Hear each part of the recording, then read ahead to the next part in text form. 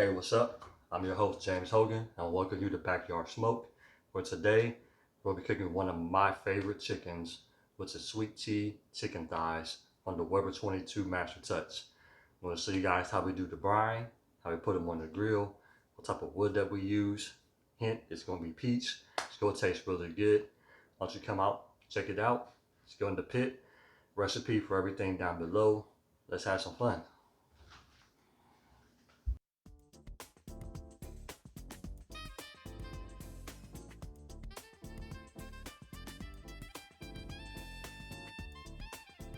Hey, what's going on?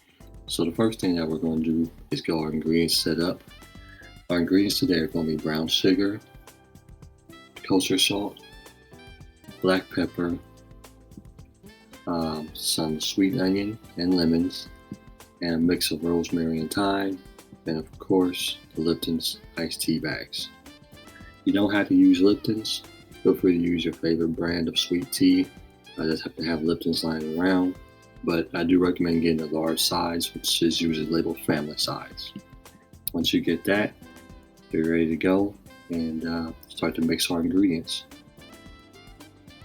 So the next thing we're going to do is bring our pot over here to a low heat, and we're going to mix in all of our ingredients. There's really no particular order. Just feel free to mix them in and stir it up as you go. I did go ahead and put in 8 cups of water to already get this mixture started. Once your mixture is started to simmer and then you let it rest for about 10 minutes, we're going to go ahead and make it cool off a lot quicker. And I put in 1 full bowl, it's like a medium to large size bowl of cold ice. And what this does is it increases the liquid in there, but also helps it to cool.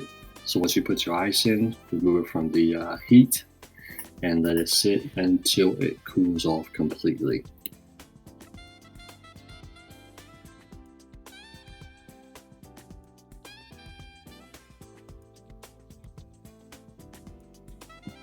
Now once your brine is cooled off, I have my chickens here in a little aluminum foil pan, and all I do is just gently pour in the brine until it gets covered. Like I said, I'm doing a big party, so I have a lot of these to do, so we're just going to show you guys how to do one. But after I get them covered, I go ahead and I put them in the refrigerator for at least 12 full hours. What this is going to do is allow that brine to fully soak in with all the flavors. And it also, depending on the sugar, you can also get a nice tint to it. If you left the skin on for your thighs, I didn't do skin on for these thighs, but I tell you, if you do the nice chicken thighs with the skin on, the skin takes on a nice, wonderful brown tint as well. And when you grill it up, it gets real crispy. Like I said, I didn't do it with these, but check it. Definitely, if you do that, look for the nice brown color.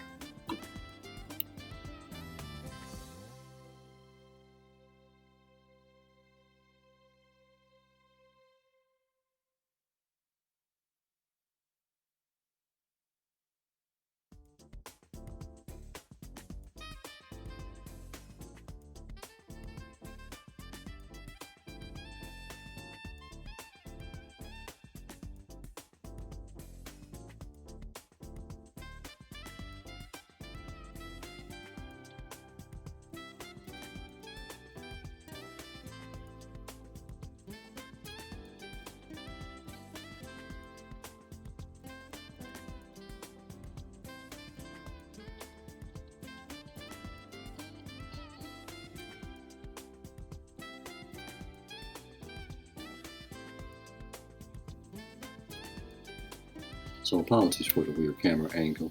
But all we did was, after we took the chicken out of the brine, is we seasoned it with just a regular poultry seasoning from our local grocer. I believe it was your Kroger Private Select. I like it. It's simple. It gives the food a nice crust, and it just holds well. We're not putting on any type of binder because the brine has done enough, and the chicken is still very moist. So go ahead, shake this on, and you don't have to let it sit if you don't want to. I have my grill already started, and we're going to go ahead and just put that on the grill.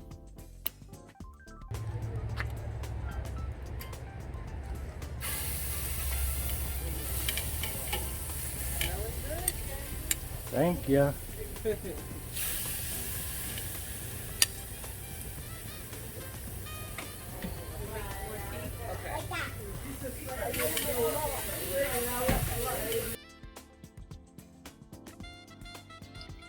So you know your grill's hot enough when you put the chicken on and it just starts to sizzle and cook as soon as it hits the grates. And that's the sound that you want to hear. Like I said, put it between 350 and 375. These are going to cook fairly fast depending on the thickness of the chicken breast. So keep an eye on them not to burn. But the reason we want a higher temperature is we're grilling these. We want a nice char on there and we want some nice crust to go with it.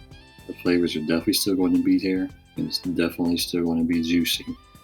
So go ahead, crank the temp up, get your vents set up properly, let that smoke roll through, and you're good to go.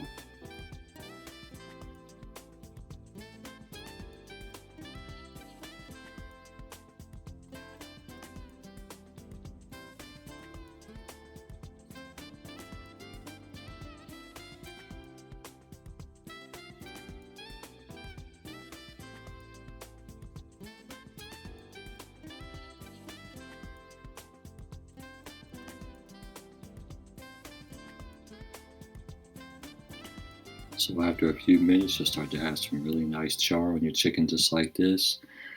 And if you're satisfied with it, once it reaches internal temperature of 175 degrees, then you're good to go. Pull them off, put them on a plate like this, and put some nice Carolina Gold sauce on there. And I will definitely show you guys a recipe that I did to make this homemade Carolina sauce to go with these ribs. Other than that, you guys, I want to say thank you so much for watching. If you like this type of content, feel free to subscribe.